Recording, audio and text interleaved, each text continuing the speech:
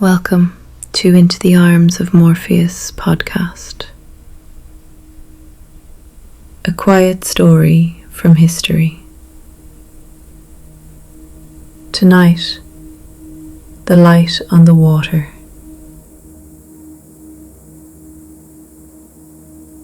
Close your eyes. It is very late at night. You have been at sea for many weeks. The watches have blurred together. The days have lost their edges. The crossing has become the totality of things.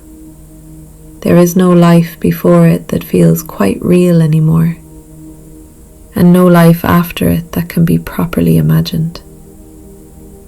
There is just the ship and the ocean and the sky and the slow rotation of the watches, and then the ship again. You know roughly where you are, roughly what time it is, roughly how far there is still to go. Roughly is good enough. Roughly is what you have. After many weeks at sea, precision gives way to approximation, and approximation gives way to a kind of vague directional awareness that is sufficient for the work, but does not engage the mind very fully. You are standing your watch. The ship moves slowly in a light wind. Not much wind tonight, just enough to keep the sails filled and the ship moving. Not enough to require any attention or adjustment. The sea around you is dark, darker than anything on land ever gets. A darkness that has no bottom to it, that goes all the way down through the water to the sea floor, thousands of meters below. No moon tonight, just stars. The stars you have been watching for weeks, which have become as familiar as the deck beneath your feet, and the sound of the water, and the creak of the rigging, and the ship's bell somewhere forward, counting the half hours.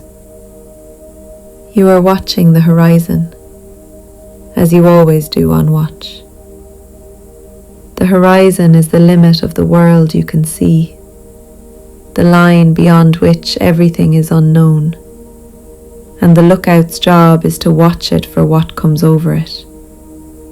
Another ship, land, weather building, anything that requires the officer's attention.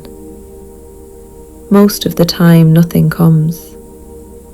Most watches pass without the horizon producing anything worth reporting. The watching is almost always for nothing, and then occasionally it is for something, and you must be watching when the something appears, or you have failed at the one thing you were there to do. So you watch. You have been watching for an hour. You have 2 more hours to go.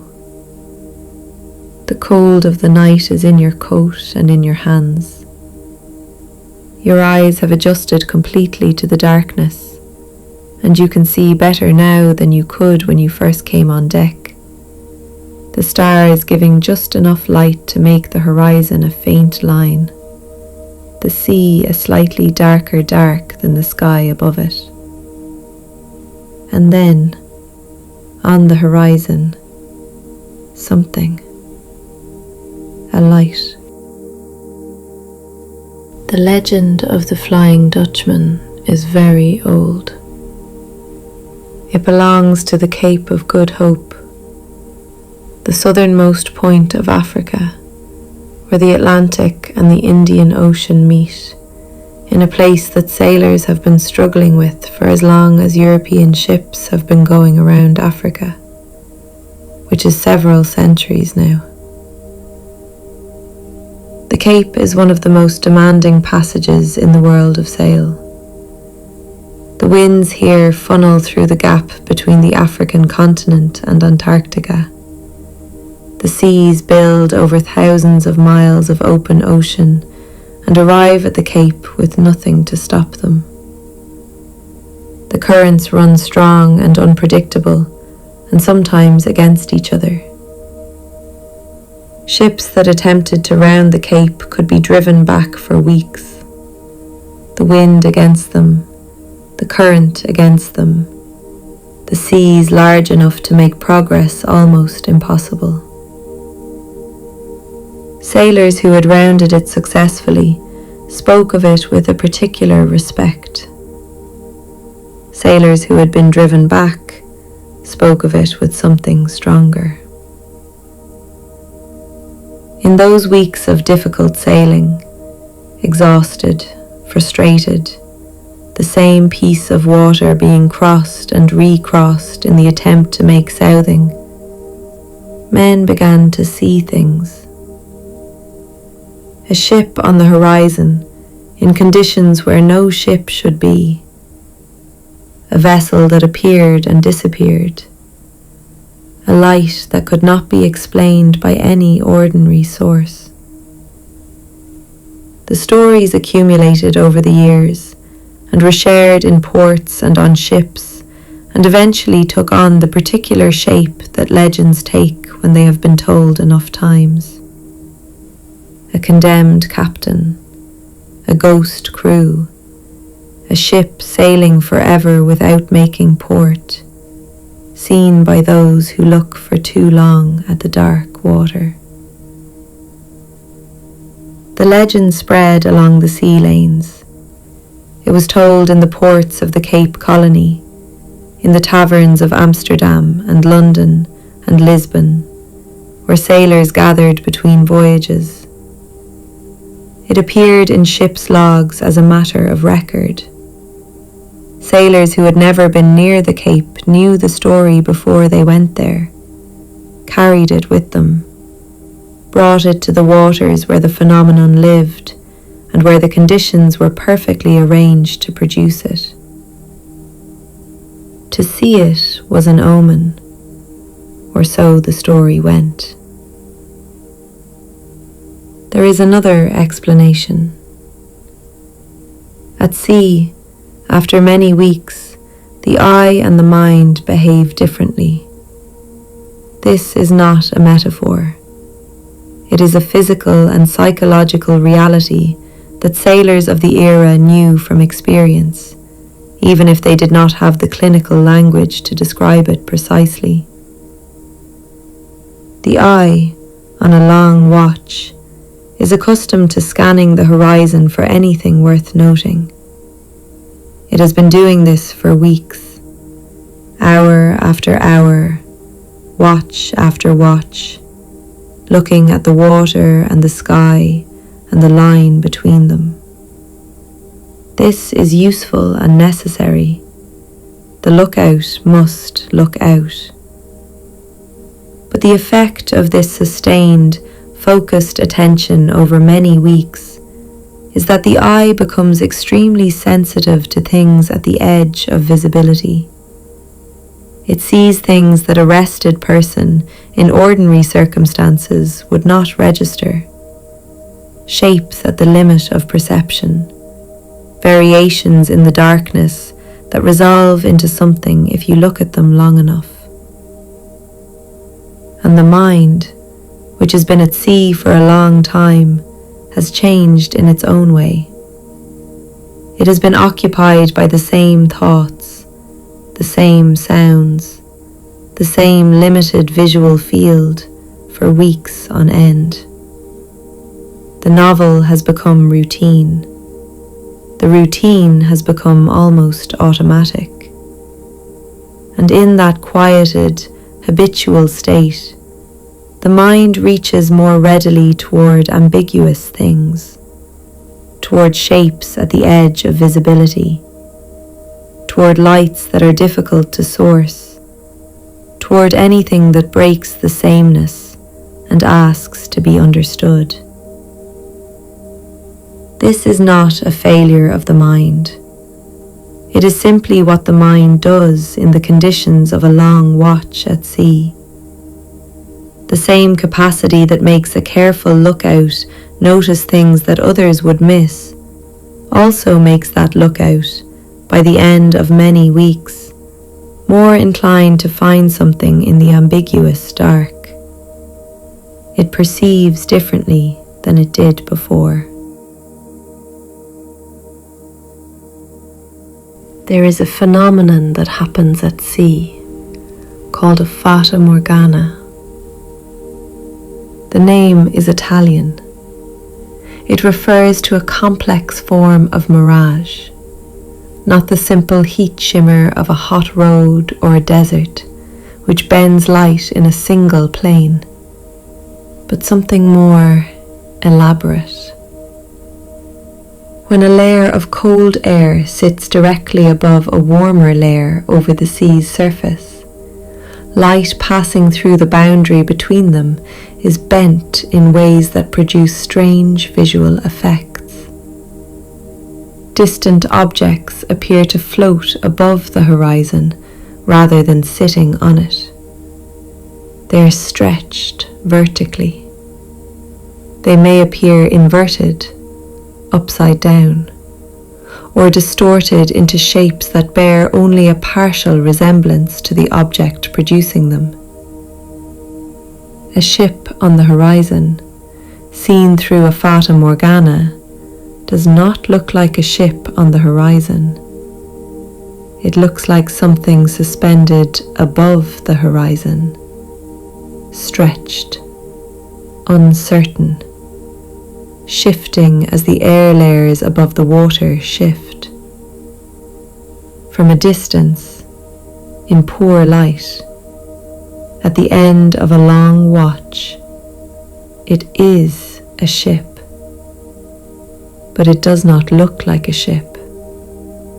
It looks like something that floats free of the water, that comes and goes as conditions change, that cannot quite be held in the eye long enough to resolve into something ordinary. In 1881, a young man on a naval vessel recorded seeing the Flying Dutchman in the waters off the Cape. He was 16 years old and serving as a midshipman. He wrote about what he saw in careful, factual language, the language of a person who has been trained to observe and record accurately, and who is doing exactly that. A strange reddish light on the water, a ship appearing suddenly, clearly visible for a moment, and then gone.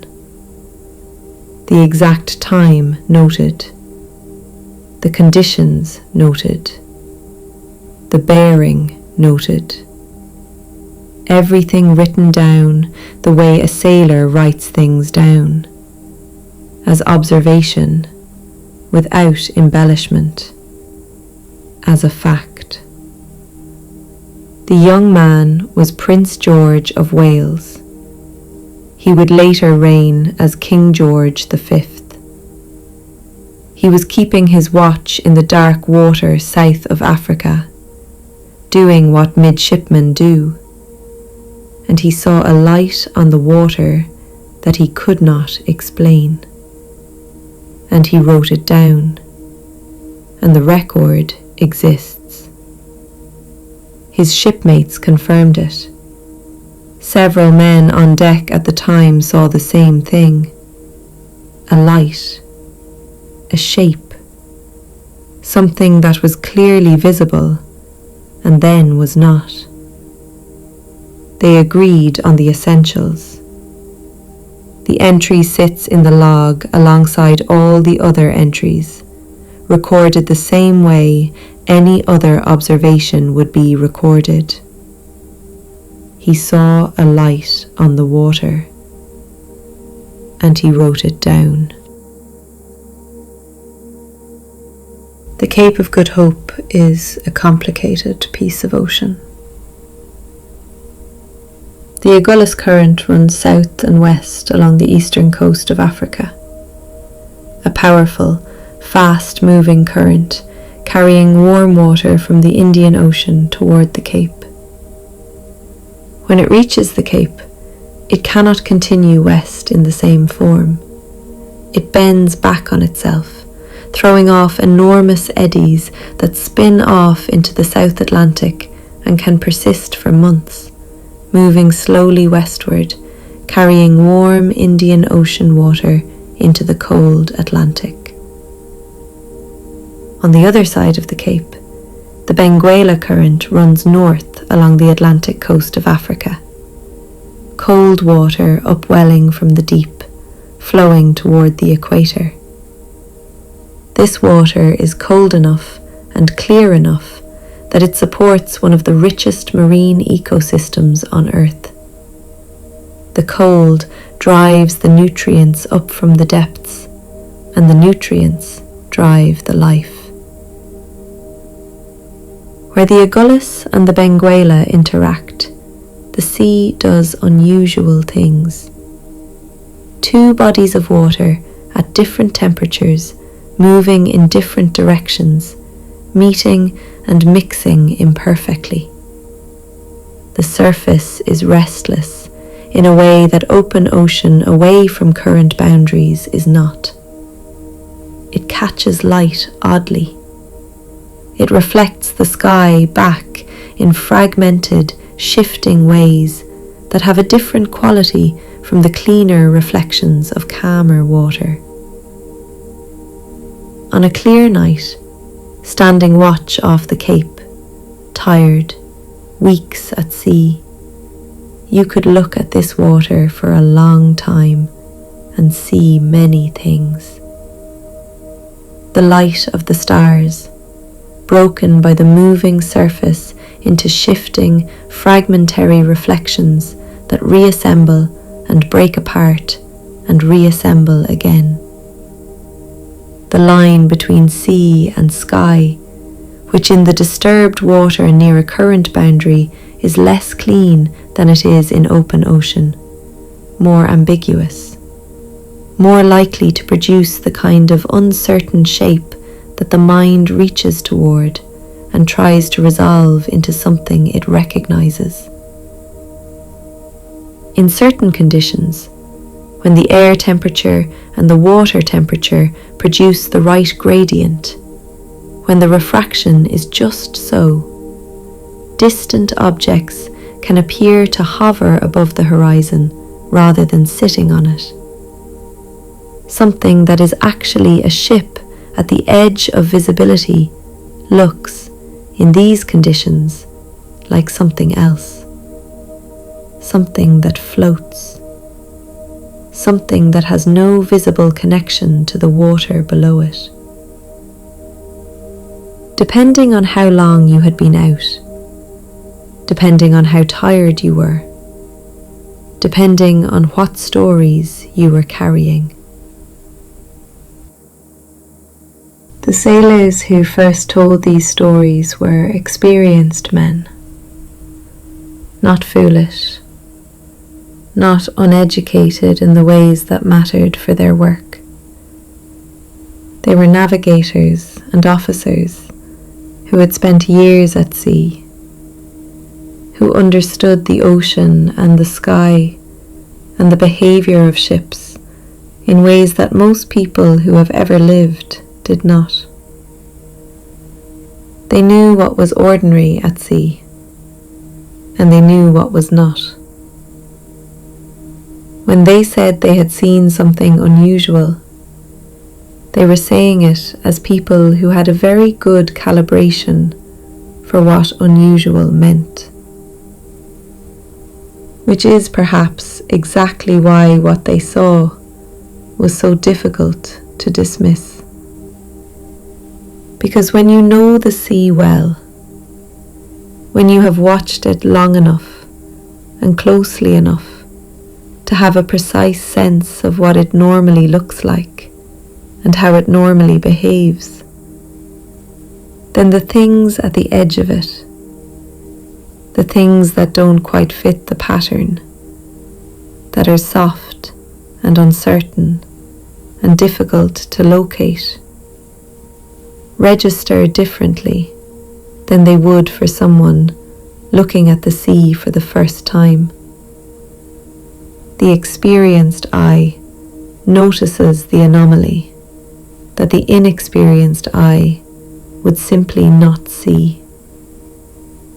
A light that is hard to source, a shape on the horizon that appears and does not persist, a reflection in the water that shifts as you look at it, that reorganizes itself each time you try to fix it.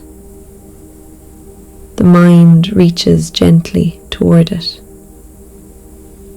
At 3 a.m, after many weeks at sea, what the mind finds in those shapes is softer and stranger than what it would find in daylight on dry land. Not a failure of the mind, just the mind doing what it always does, making sense of what it sees, reaching for the closest available template, finding meaning in the ambiguous. And at sea, at night, exhausted, off the Cape of Good Hope, the closest available template for a light that cannot be explained was already well established. A ghost ship, a condemned crew, the Dutchman. Tonight the Cape is dark. The two oceans meet in their usual way, the currents finding each other in the dark water south of Africa, the Agulhas turning back on itself, the Benguela running cold and north. The stars reflect in the moving water, broken and reformed by the restless surface. The air above the sea is slightly warmer than the water below. The conditions are exactly what they are on many nights here. If someone were standing watch on a ship nearby, tired, weeks at sea, eyes adjusted to the dark, carrying all the stories that sailors carry, they might see something on the horizon tonight. A light, a shape, something that seems to float rather than sit on the water. They would look carefully. They would look away and look back. They would not be sure what they had seen. The water would move, the light would shift, and then it would be gone. And they would stand their watch, as sailors do, and the ship would move on. And after a while, it would be morning, and the light would come, and the sea would look the way the sea looks in daylight. Ordinary, explicable, just water. But the night was the night, and the light was there, whatever it was. The light is still there, somewhere, on the water, far away. You don't need to find it. You don't need to keep watch tonight. Rest now, and drift slowly into the arms of Morpheus.